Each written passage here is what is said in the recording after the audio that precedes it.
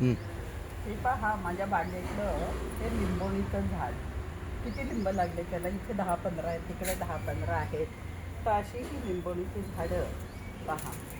आपल्या टेरेस बागेत प्रत्येकाने एक जरी लावलं तर घरच्या घरी लिंब आपल्याला नक्कीच खायला मिळतात. 2 झाडं आहेत माझ्याकडे, हे पहा.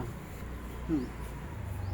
आणि इथे पण या झाडाला ही 2 लिंब होती, मी आता काढलीत. इथे पण पहा मोठी मोठी लिंब लागलेली आहेत झाडाला.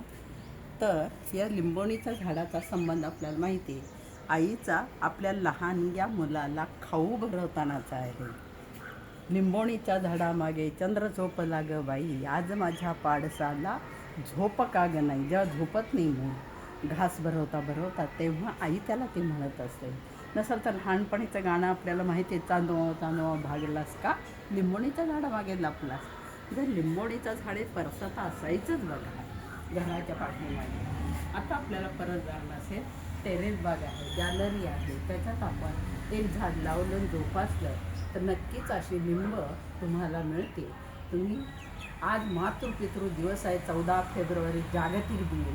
तर या मातृपितृ दिनाच्या निमित्तानं आपण एकतरी झाड आपल्या गॅलरीत बागेत लावावं हीच अपेक्षा. धन्यवाद.